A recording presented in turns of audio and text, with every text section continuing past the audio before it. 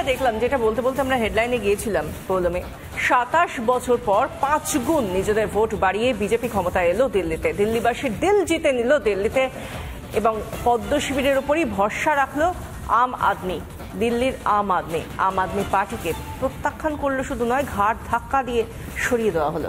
ঝাড়ু নিজের দায়িত্বে এসেছিল এবং তারপর নিজের যে কাজ তারা করেছে, যেভাবে প্রতিশ্রুতি দিয়েছে, সেই প্রতিশ্রুতি থেকে কি আদতে তাদেরকে ঘাড় ধাক্কা দিতে বাধ্য হলো দিল্লিবাসী?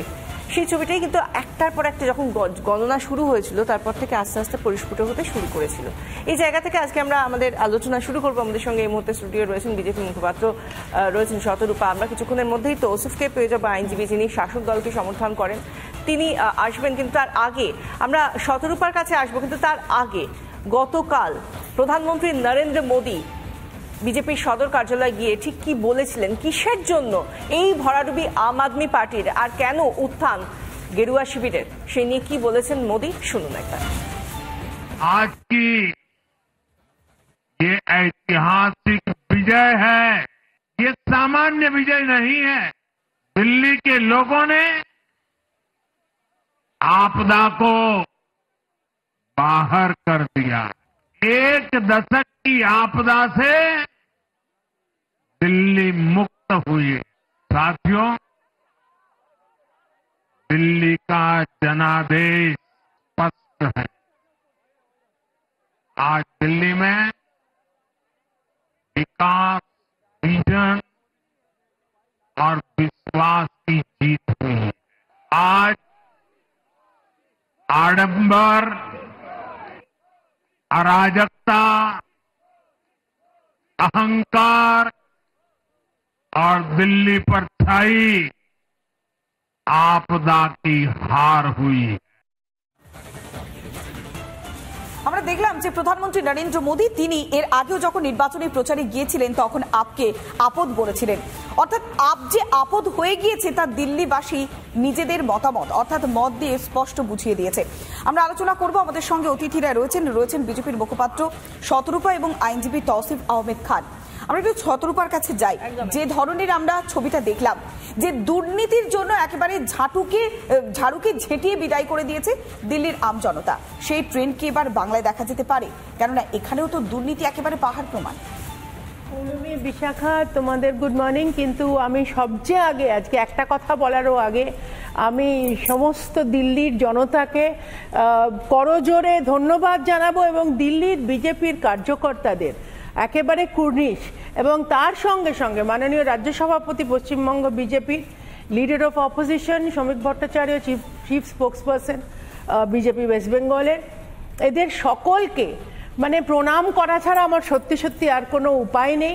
তার কারণ আজকে সমগ্রভাবে দিল্লিবাসী যে রায় শুনিয়েছে, আমরা সবসময় বলি আমরা হারি বা জিতি, জনতার রায় আমাদের শিরোধার্য।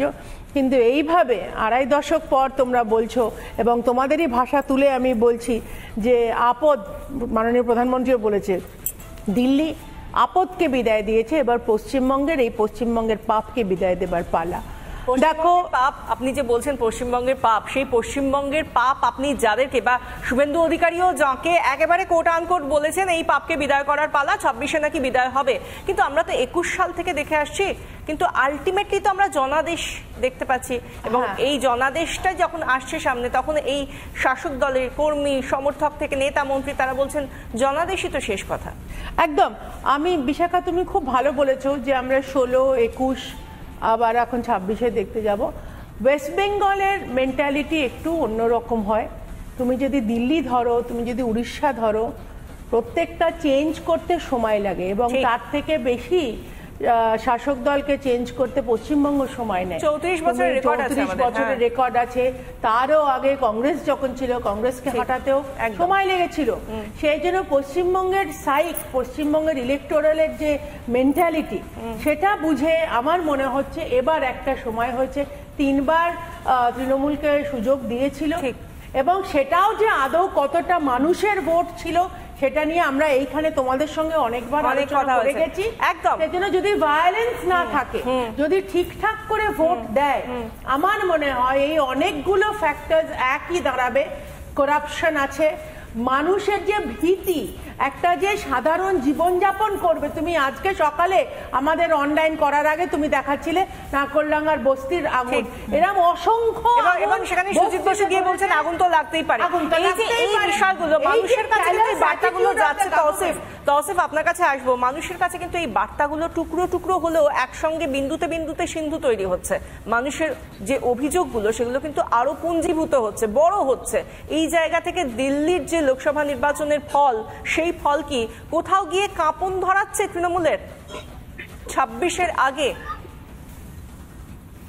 দেখুন, দিল্লি হচ্ছে একটা বড় সিটি। দিল্লি কোনো একটা প্রপার স্টেট নেই। ওইখানকার যে চিফ মিনিস্টার ছিল তার কাছে তো পুলিশও নেই, তার কাছে তো পুলিশের পাওয়ার ছিল না। এখানে লেফটেন্যান্ট জেনারেল সবসময় ইন্টারফেয়ার করতো। এখানকার পুলিশ মিনিস্টার হচ্ছে হোম মিনিস্টার। আর ওয়েস্ট বেঙ্গল কে যদি আপনি কম্পেয়ার করেন দিল্লি থেকে, তো কোনো কম্প্যারিজন নেই। ওয়েস্ট বেঙ্গল ফুল ফ্লেজেড একটা স্টেট আছে। এখানে 293 সিট আছে, দিল্লিতে 17টা সিট ছিল। দিল্লির ইলেকশন মানে একটা পুরসভার ইলেকশন, আর এই রাজ্যের ইলেকশন, বেঙ্গলের রাজ্যের ইলেকশন কোনো তুলনা নেই দিল্লির ইলেকশন থেকে। তাহলে কি এই রাজ্যের দুর্নীতি, শাসক দলের বিরুদ্ধে যেগুলো প্রত্যেকটা ক্ষেত্রে অভিযোগ রয়েছে, এ রাজ্যের যে দুর্নীতি আর দিল্লির দুর্নীতিরও কোনো তুলনা হয় না? মানে ওই আকারটা অনেক ছোট আর এই আকারটা অনেক বড়, সেই জন্যই কি যেটা কোট আনকোট শুভেন্দু অধিকারী পাপ বিদায় করতে অনেকটা সময় লাগছে? দুর্নীতি তো এরা তো অ্যালিগেশন দিয়েছে, কিছু তো প্রমাণ করতে পারছে না। আর মানুষের কোর্টে সব সময়, এই তো কিছুদিন আগেই তো ইলেকশন হলো, এমপি ইলেকশন, তো কি বিজেপি করতে পারলো? মানুষের যে ভরসা আছে মমতা ব্যানার্জির উপরে, সেটা একদম আনব্রেকেবল।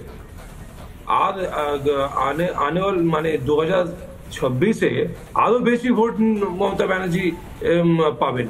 কেন? কোনো ফেস নেই তো বিজেপির নেতাকে।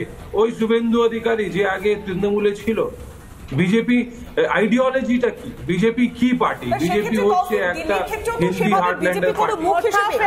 মুখ্যমন্ত্রী পদপ্রার্থী হিসেবে আমরা এর আগে অন্যান্য রাজ্যে যে নির্বাচন হয়েছে, বিধানসভা নির্বাচনগুলো হয়েছে, সেখানে তো কোনো মুখ্যমন্ত্রী পদপ্রার্থী হিসেবে কখনো ফেস হিসেবে সামনে তো রাখেনি তিনি, একটা ইস্যুকে সামনে রেখে। এবং দুর্নীতিকে হাতিয়ার করে আমরা দেখেছিলাম প্রধানমন্ত্রী নরেন্দ্র মোদী, অমিত শাহ এবং প্রত্যেকে যখন হেভিওয়েটার প্রচার করেছিলেন, এই দুর্নীতির বিষয়টাই তো সামনে তুলেছিলেন।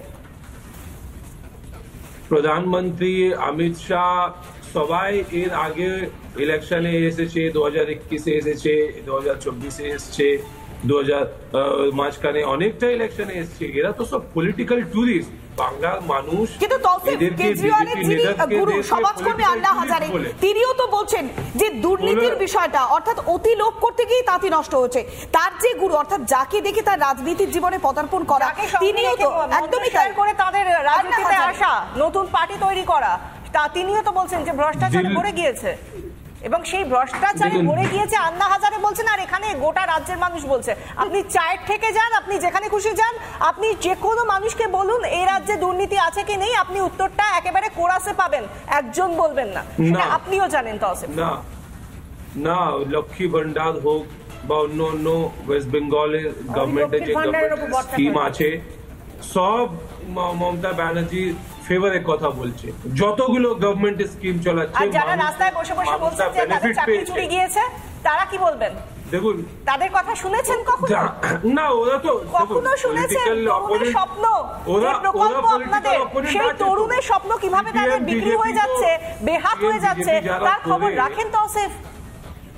না, দেখুন, সিপিএম বিজেপি যারা করে, ওরাই তো সিপিএম বিজেপি তরুণের স্বপ্ন করেনি। সিপিএম বিজেপি বিজিবিএস ডাকে না প্রত্যেক বছর স্বপ্নের ফেরি করে না।